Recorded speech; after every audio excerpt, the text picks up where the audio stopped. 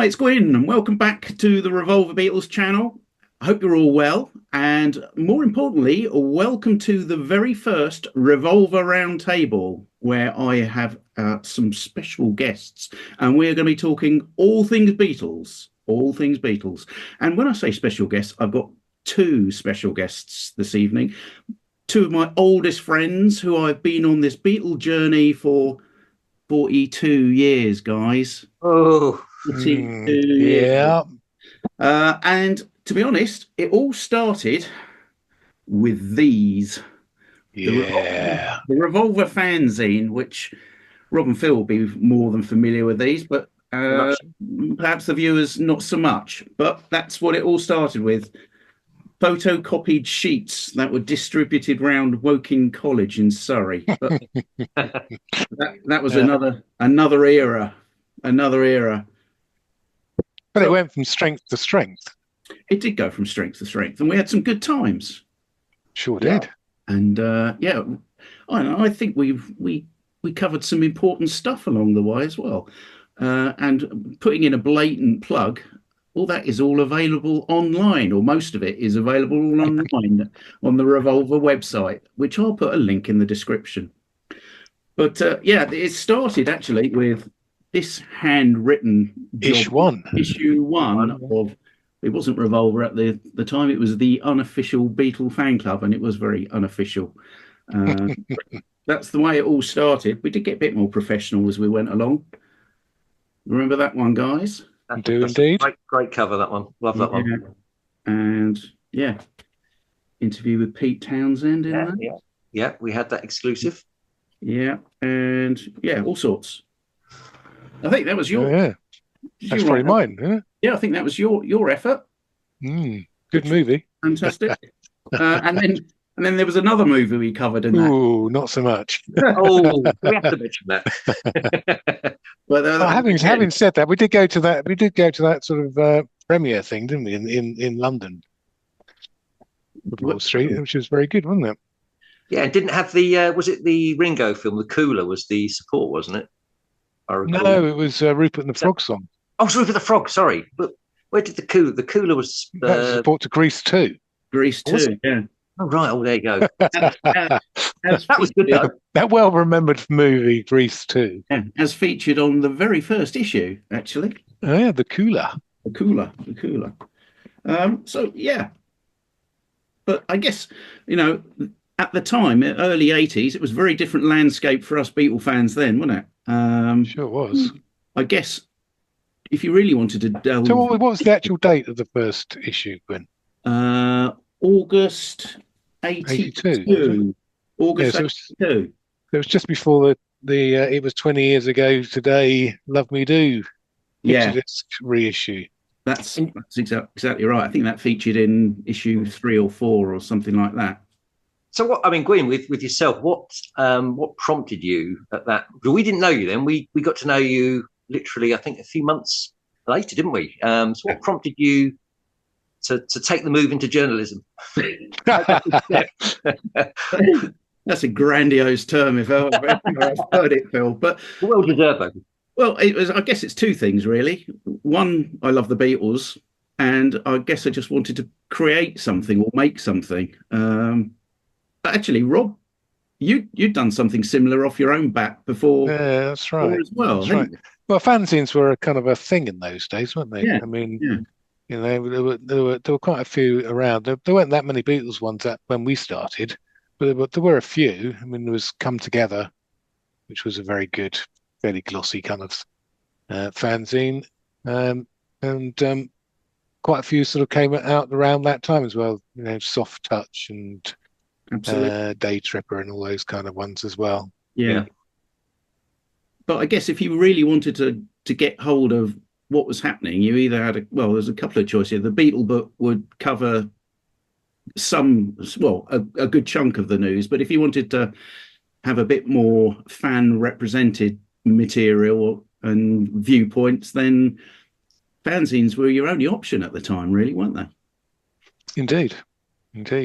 I think I recall. I mean, at the time, I think it was August 82 that you created the first Revolver Fanzine. And about that time, myself and Rob would have been going up to the Adelphi convention. My first convention, I think, was Rob's second convention. And that was a big eye opener for me, because I think that was the first time that I saw the breadth of Beatle fandom, as it were. And I think, as I recall, I would have got my first glimpse of Beatle Fan, the American magazine, Good Day Sunshine, Beatles Unlimited, of course. Classic. They deserve a nod. So became aware that there were these other fans out there that were producing interesting articles and giving different perspectives on the group. So that was a really interesting time. You're definitely right. I mean, my first convention was the following year, so 83, and that was a big eye opener. You see, albums and singles that you've only read about, and you see all sorts of people say about fanzines and magazines and what have you. It really was an eye opener at the time, and still enjoyable to this day. Yeah, really. Yeah. And of course, that first one that you went to was a 3-day convention. Yeah. Unlike these days, where it's there may be a Beatles week, but there's only a 1-day convention. Yeah, exactly that. So we're going to chat in a bit more general terms about some stuff happening around and some news stories. So let's pick your brains a bit, and we'll start with Beatle 64, which came out and was on Disney Plus. Now I've made my thoughts fairly clear on that in recent videos, but what's your take on that, guys? A little disappointing. It wasn't as good as the first USA visit DVD. Yeah. Talking Heads didn't really add anything.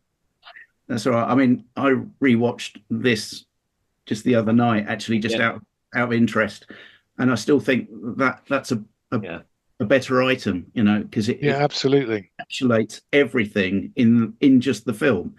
And the best bit of that, but one of the best bit of that is when Paul's there listening to them on the radio. Yeah. In the limousine, but so they didn't show that bit. They showed another bit when they were in the limousine, but they didn't show that bit, which was, it just sort of showed how fantastic it must have been for them just to experience that. Yeah, I mean, that was a particular, giddy moment, wasn't it? Hearing it on the radio. And I think I think that it was a missed opportunity. And I think while there may have been moments as an entire item, I think it just missed it. I mean, it's quite hard to know exactly who they were aiming it at, right? Because it certainly wasn't aimed at us fans, but it may have been appreciated more by the people that were there at the time, the original fans, because obviously they had quite a lot of the Talking Heads were fans from that era. Yeah, it might have meant more to them, but as a piece for capturing the whole theme, it missed the mark, I think. Yeah, I agree. What did you guys think about the? It's a very powerful opening montage where you've got, the context of the Beatles arriving in America is 2 months after President Kennedy's assassination, and you get the very powerful opening footage of Kennedy's speech. He's a great orator. This is great age, space travel, blah blah blah blah. Then you get the funeral cortege, and then you've got the Fabs. So you've got within the first 5 minutes, you get these very powerful images and the juxtaposition of Kennedy's death with the Beatles coming to America. And I just wonder. My own feeling is that would Beatlemania have happened in America in the same way if Kennedy had lived? And I just feel that I don't know. I don't feel particularly comfortable with that narrative, really. I don't know what you guys think. It was an event that happened. The Beatles followed 2 months later. Well, Beatlemania happened in Australia without any presidents dying. Exactly, Rob. And it happened everywhere. It happened in Britain. And also, if you look at the fans, for me, the most enjoyable aspect of the film, which I thought was uneven, I have to be honest with you, were the fans' reactions. There there were some really nice moments there. I like particularly the girl that was the classical musician. She went to a classical. Yeah, that was good. That was great, wasn't it? You know, I don't like I don't like pop music, but I really like this. Yeah. And I thought that was great, but I just think it was, I don't know, didn't feel particularly comfortable with that. It felt a bit gimmicky, that opening. Yeah, no, I agree. So missed opportunity, absolutely. Yeah, I mean, in a sense that they could have done it a bit more like the Peter Jackson video in terms they could have done it on a daily basis, and might have got some context about where they were, because a lot of the time they're sort of jumping around between whether they were in New York, Washington, or Miami without really explaining how it fitted together.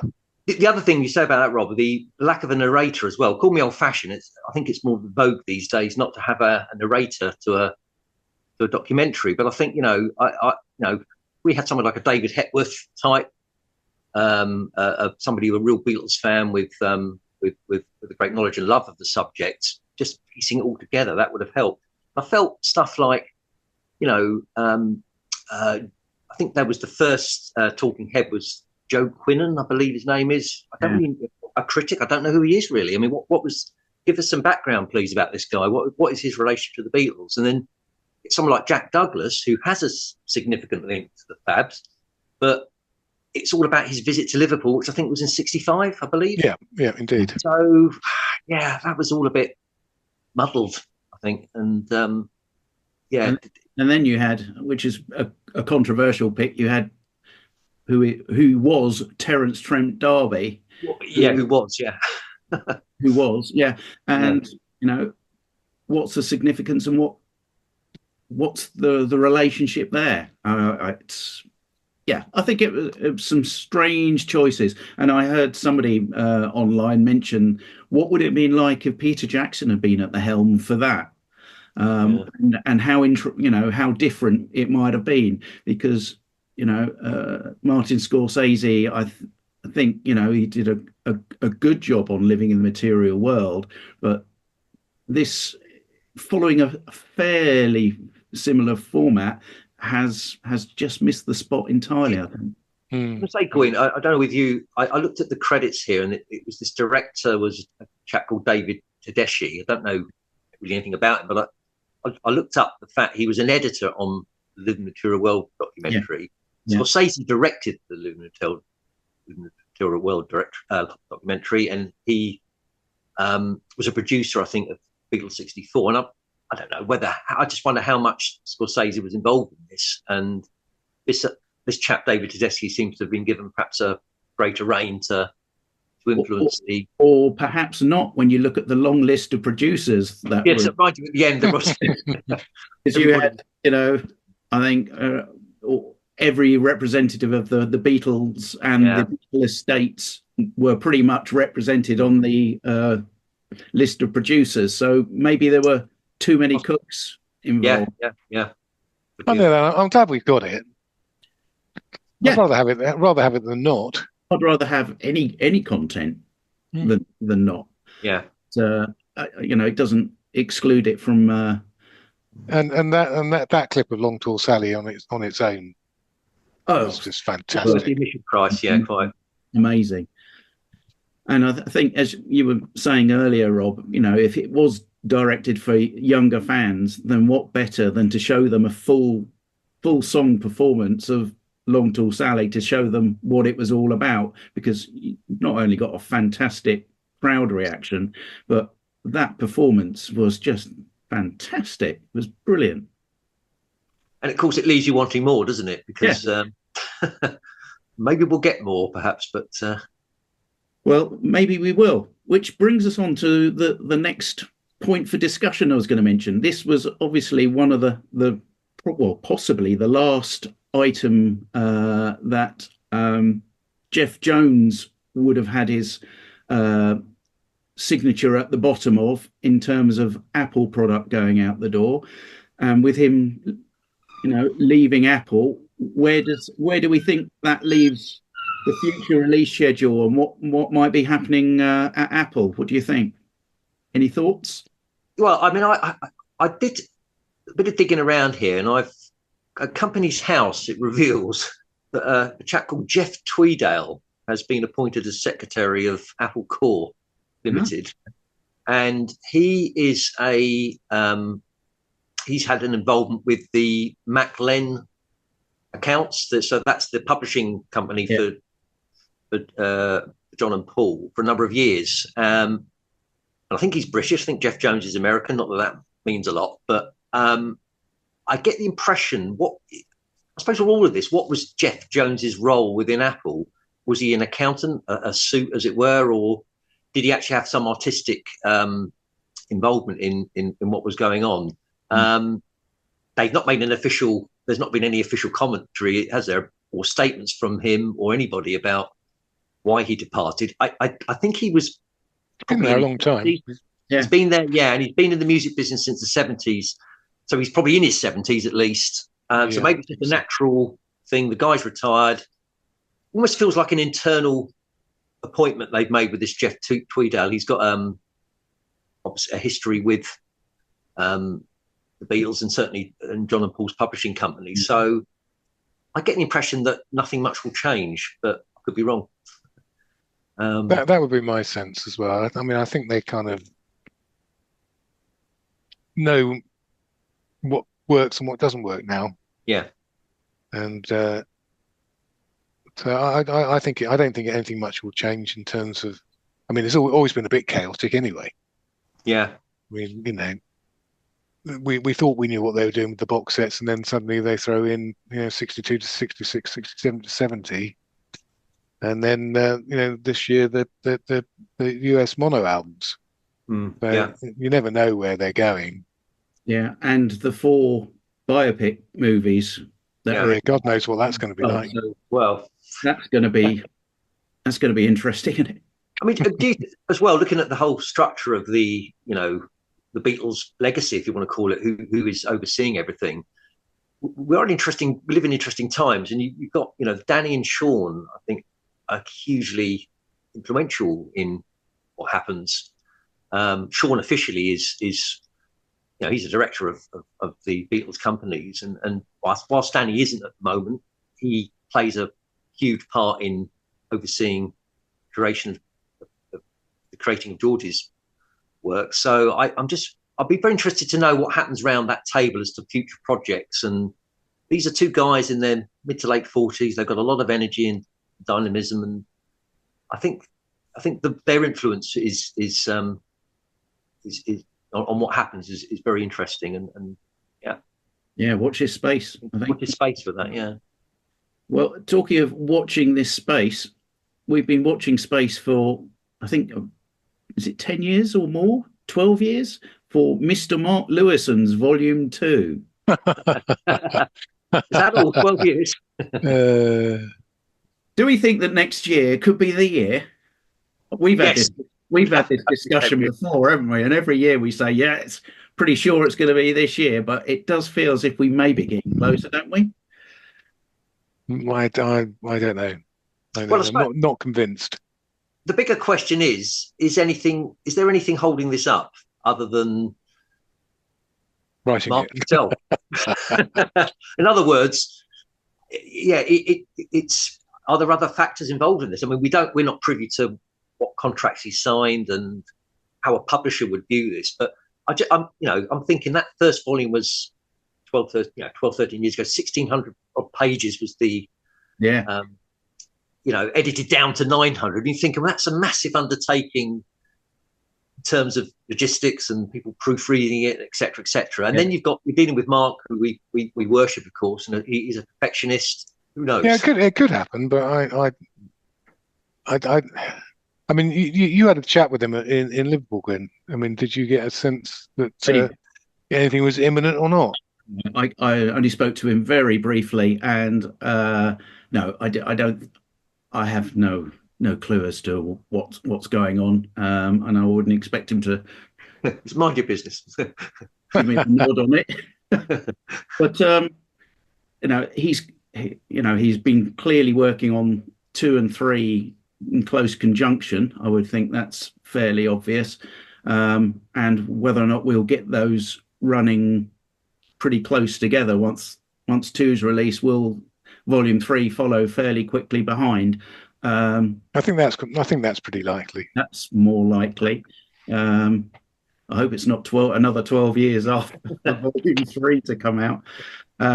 But I mean, I think in terms of the after effect of the first volume is that it really upped the game for all the books that have followed since. And we can thank Mark for what he's done, because you look at some of the other books that have followed and people have taken the research element far more seriously than was done previously. We can cite lots of examples of books prior to Tune In that were severely lacking on getting even the basics right. But books that have followed, in particular, look at the recent, a couple of days ago, we had the Alan Cozen McCartney Legacy Volume 2, and those two volumes, I haven't got Volume 2 yet, but I would expect, Volume 1 in particular was fabulously researched. I mean, I also think the Luca Parisi books are very good too. Yes, of which, there's been another one of those released in the last couple of weeks. So he did the making my way through now, the Beatles After the Beatles 2-volume set that came out only about 2 months ago. Yeah, and then now he's got his second McCartney songwriting book. Yeah, so all of his books, and he had a Band on the Run book out earlier in the year as well. So he seems to get through a lot. Yeah. I mean, Rob, you've read Alan Cozen and the first volume of the Yeah. How would you compare that with this Italian author's work? Do they complement each other? Yeah, I think they do. Yeah. I mean, I found the McCartney Legacy a little bit of a slog in places, and it doesn't quite have the sense of humour that Lewisohn has in his books. It's a bit drier. Right. But I think Luca Parisi is, again, I think he's a slightly easier read, if I'm honest. Yeah. I mean, the McCartney Legacy is brilliant. I mean, it's obviously fantastically well researched. But there's not much light in it. Yeah. And I did get to a point where I was not sure I wanted to read another page on the high sessions. It did go on a bit. But you can't. I'm being slightly picky in the sense that I did enjoy it. Yeah. I read the Parisi book and the Legacy book around about the same time, and I think I actually slightly preferred Luca's book. Okay, interesting.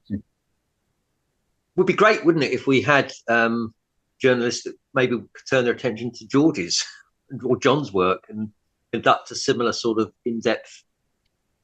I think the John Blaney book on George's discography is pretty good. Yeah. I mean, he's the guy that also did the I haven't read the songs we were singing, the McCartney one, and he did a 1 volume on John as well. Yeah. Well, that was called now. We'll listen to this book or something.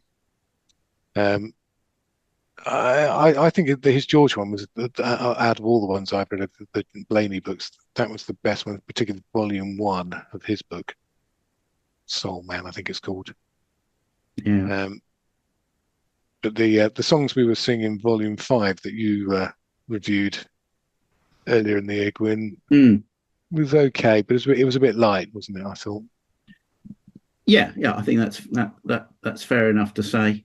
But I think we are blessed in having the sort of material that we have now, and that's absolutely, yeah, ought to be a positive. We really are. Every month there's something new, and as we were alluding to back in the days of the fanzine, there was just nothing going on. It really was desperate to find any kind of, not just things to review, but things to anything of note happening at all, which Well, I point in your direction, Phil, because you were our newsman. I was the roving news reporter, or the raving news reporter, I think, back in the day.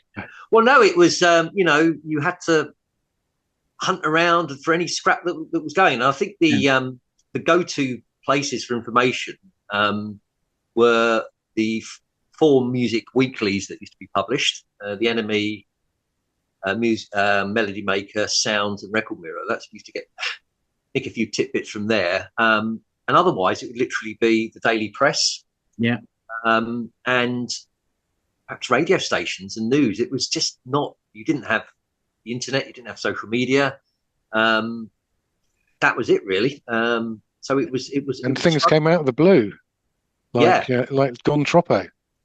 Very much so, which I think either yourself or one of us, one of the Revolver staff, saw it in one line, I think, in Sounds or somewhere. George Harrison's releasing a new album, that was it. There was no fanfare.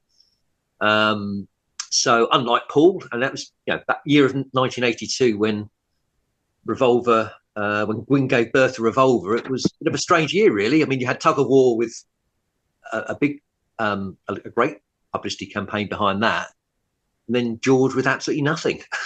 But it was a struggle trying to dig out news. Whereas today, it's bizarre. 40 odd years later, there's more happening now than back then. I think Ringo had a launch party for his album, didn't he? Yesterday, I saw. So I'm really looking forward to that. I have to say, yeah, really looking forward to Ringo's record. And the two tracks that he's released so far, I've enjoyed both of those. Yeah. And I'm really looking forward to this live shows that he's doing in Nashville, assuming that they are going to be filmed. You would think so, wouldn't you? You would think so. Sounds like it's going to be really, really good. Yeah. I think TJ Burnett is a great producer, and he's got a fantastic range. Yeah, perfect, I think, for Ringo to get somebody of substance at this time of his juncture of his career. And apparently, Elvis Costello's done the sleeve notes. Oh, really? Ah, wow. Okay, I've not heard that. Yeah. There's a clip of Elvis Costello and T-Bone being interviewed separately on a Zoom sort of thing. Okay. And Elvis Costello says that he did the sleeve notes. Oh, cool. Wow. And really enjoyed Ringo's record. Very good. Excellent. That's good to hear. So other than Ringo's new album, which will be, I think it's January the 10th, I think it's... Yeah, not far away at all. That's not far away. Anything else that you think that we might expect to see in the new year? Well, I think Danny has teased a couple of interviews that Danny has conducted in regards to the Material World re-release. He's sort of teased Bangladesh, isn't he? He's dangled Bangladesh out there, and you're thinking, chronologically, Bangladesh occurred before Material World. Not that matters in the Harrison Legacy world. We're not fussed about these minor details, but minor details.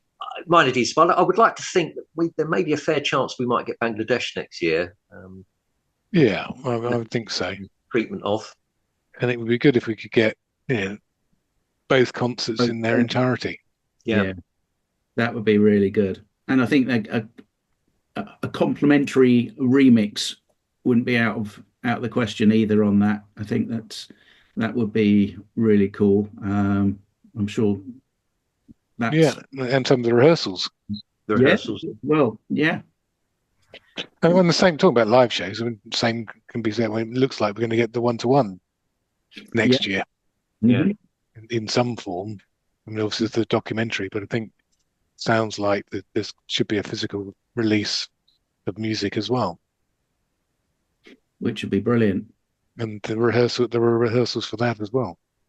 So really, I mean, you're looking at a Ringo album in January, Paul's album. There's a fair chance to get a Paul album next year as well. So you're going to get, 2 new Beatles albums, solo albums next year. When was the last time that happened? 2025 might. So if we're going to get a new album from Ringo, new album from Paul, live albums from George and John, that just leaves what the Beatles themselves might put on their release schedule. Are we going to get Rubber Soul, do you think? What do you reckon? Hamburg, perhaps? I think we might get Rubber Soul. I mean, my only slight hesitation on that is the fact that they've already released half of it on 60 to 66. Yeah. And so, it's not like I think they slightly, shot themselves in the foot having done that. I mean, you might get help, but I'm not sure there's much in the way of outtakes. I mean, a remix of Help would be fantastic. Yeah, it would.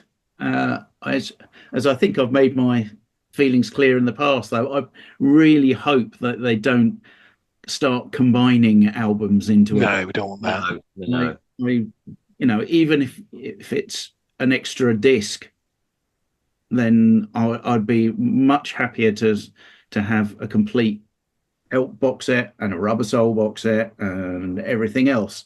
But please keep them separate and in terms of their own identities. I think that's really important.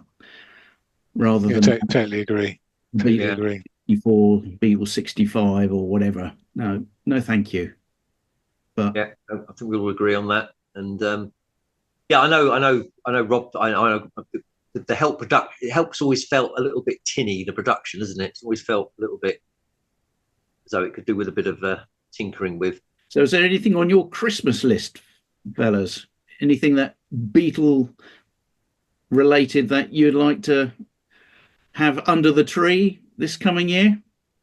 I've got to say, would like to think that Alan Cozen and Adrian Sinclair's Volume 2 might possibly find its way to me somehow.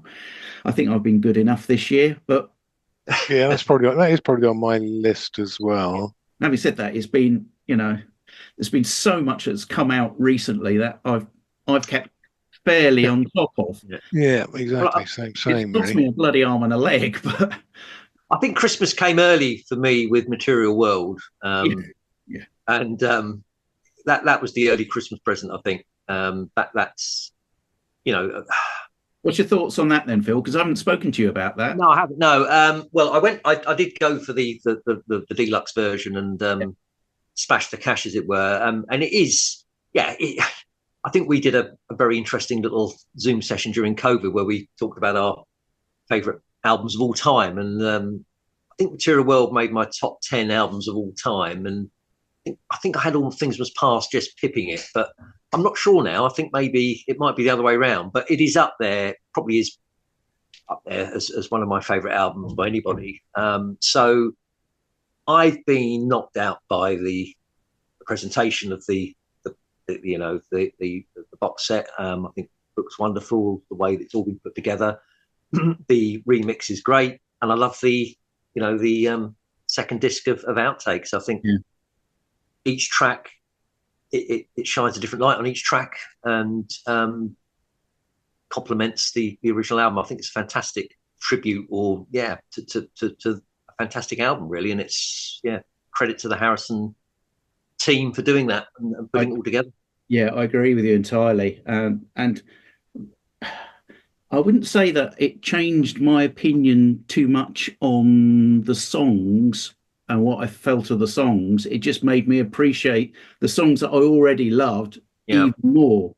I mean, like Be Here Now, I've always loved that track, but the remix and also the alternate, the extra version that we got on with the extras just made me love that track even more. It's fabulous. And as I said to you, Gwyn, probably my favourite outtake of the year was Try Some Buy Some. Yeah, which was absolutely brilliant. With the extra guitar was just phenomenal. It took that song to another level, I thought.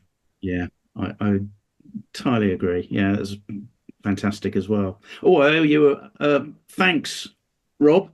Oh yeah, which you probably saw on the video I did the other day. But where is it? Oh no, it's in the rack somewhere. But thanks for giving me the tip off about Old Wave.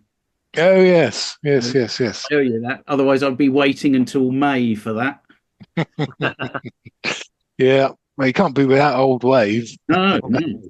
Actually, I have to say those picture discs were very good. Yeah, yeah. I think they were. Yeah. I mean, particularly the Stop and Smell the Roses. I mean, I never really liked that cover, but actually, it actually works quite well as a picture disc. So, what do we think, Rob? Are we going to get more of those? Is this going to be a set of? I don't think so. Not least because that company has already released that's not the first time they've released those things. There was a brown vinyl version of Old Wave, and then they've done a yellow vinyl version. So I think they've only got the rights to those couple of albums. Yeah. Maybe I think it might have been one of the other ones as well that they did. Correct me if I'm wrong here, Rob, but Old Wave was only ever released up originally in some like Brazil and Germany, wasn't it, or something? And Canada. And Canada, a couple of 2 or 3 territories. What happens now is that? I believe Ringo's career wasn't going great guns at that point, and I think I heard a rumor, Rob, Phil, that you actually owned that at one moment in time. I was hoping you would erase. Hope you erase that from this memory in this video. It's a well-travelled copy of Old Wave, that one. I think National Express coaches have that copy somewhere. Just to explain to everybody, Phil bought it at what probably was the '83 convention we were talking about earlier, and you left it on a bus. I did. National Express coaches, and someone there has got a lovely. Some of their lost property department has. I made them very happy. So, what do we think in terms of just thinking about Ringo and Ringo releases? I've had a couple of communications recently where people have been decrying the fact that the Ringo album itself is well overdue a deluxe treatment. Absolutely. It would be phenomenal, wouldn't it? And I made the point, I think, that all the solo albums, that would be one of the ones I would, most look forward to. But don't you find it a bit odd that you've had in Mind Games, you've had I'm the Greatest, the demo, and which featured on the Ringo album, and on George's Material World, we've had another song from the Ringo album featuring on George's retrospective set. So you're thinking there has to be that has to be looked at. It's one of the best solo albums, full stop. So. It would be great for that to have treatment, but it doesn't appear as if Ringo's that way inclined. Well, at the moment, which is a bit strange, actually. But maybe he doesn't like to look back. I mean, I guess he's still looking forward or looking up. Yeah. Very good. But I think that's nail on the head there, Rob. He's an active artist. He looks forward. Very sad we don't have John and George with us, and you've got, there's a legacy there that's getting the treatment that's getting, and with Ringo, maybe that's something that will be visited at some point in the future. But it'd be great if it was if they did attend to that. But it's also interesting to see what Paul's doing in terms of archives or lack thereof. But I mean, I think we've been treated quite well this year with both the band on the run 50th and the one hand clapping. One hand clapping for me is one of the highlights of the year. If we're doing a little bit of a retrospective, I agree. Really, really good. Really good. It's got to be one of the best Wings releases ever. Yeah, I wouldn't disagree with that at all. Thought it was fantastic. And you've got a guy that's, was he 30 years old then? His voice was absolutely fantastic. Well, that's what we said when we came out of the cinema, wasn't it, Gwen? Yeah. Pete McCartney really sounded better. Yeah. And of course, that's on TV over Christmas as well. Is it? One hand clapping, yeah. Great. Okay. I think it's on Sky Arts on Boxing Day. Boxing Day, I think. Oh, no, thanks for the heads up. Yeah. So that should be good to watch again. Yeah. Well, just to rub it in a bit, but this time next week, guys, I'm going to be at the O2. Wow. Oh, well done, Greg. Well done. Which day again? That very much. Is that the first day or second day? I think it's the first day. Yeah. So looking forward to that. and Which would be great. see what his set list is and seeing how he Well, is. I think you pretty much guess what the set list's going I to think be. you can. Yeah, I don't think it's going to be, changing too much. There I think you might get Wonderful Christmas Time, and yeah, maybe. You'll get that, yeah. But you'll get Now and Then live, which yeah, that'd be good. just from the videos I've seen, the YouTube videos, that he looks like he's nailed that. And His voice actually sounds better on the clips that I've seen this year. it does. I think some people have compared him to sort of 5-6 years ago, and it does sound a bit better, yeah. And whether it's just he's had that rest, or does he use a vocal coach at all, I don't know. But it does sound a little bit stronger, which is good. Watch this space. A full review will be coming. Look forward to that. Just as we'll sign off shortly, but have we got any final thoughts on fanzines and Revolver in particular? Do you remember this one? The rare yellow cover. Oh, the rare. That is a collector's item. It wasn't that rare. It was no rarer than any of the other covers. It was just different, wasn't it? Oh dear. I don't know. I think we made some really good friends through Revolver. We did. And some of whom we are still in contact with. Yeah.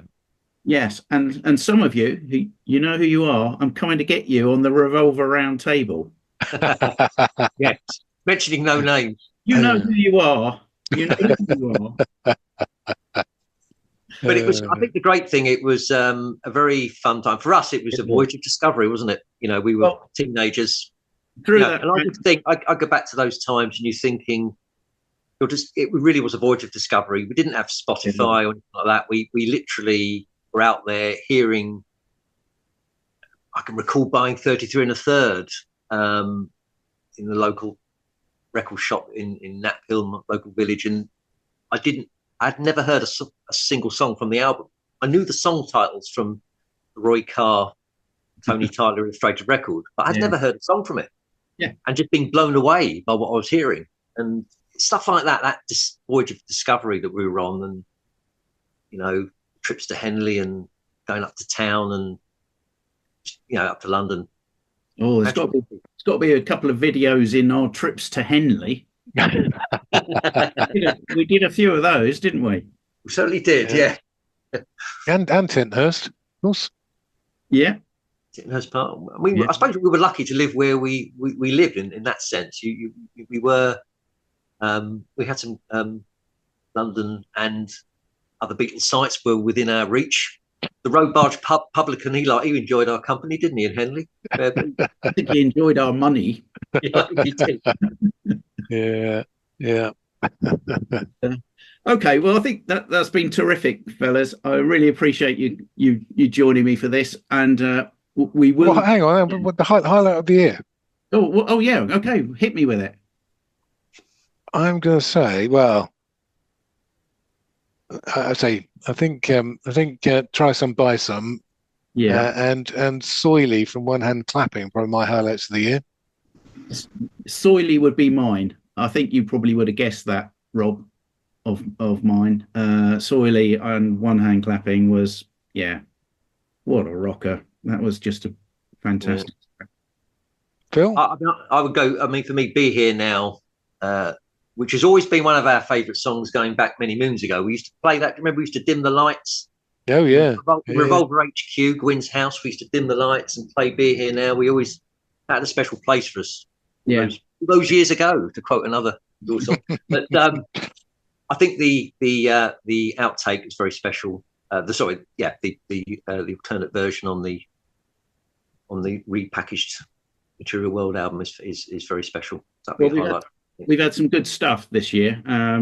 It's cost a few bob, but I don't think we can really complain at the amount of material that we've had this year. It's been pretty spectacular. I don't think next year will be any different in terms of either cost or output, to be honest. I think we're going to get quite a lot of material coming our way. And if you want to join us on some more roundtables, guys, then I'd love to have you give your input and feedback and thoughts on all things Beatles. Yeah, thank you very much, Gwyn. Anytime, Gwyn. Yeah, that'd be great. Really enjoyable. Okay. All right. I'll look forward to speaking to you again soon. Yeah. Take See care. you. John. Bye. See Bye. you later. See Bye ya. now. Bye. Bye-bye. Bye.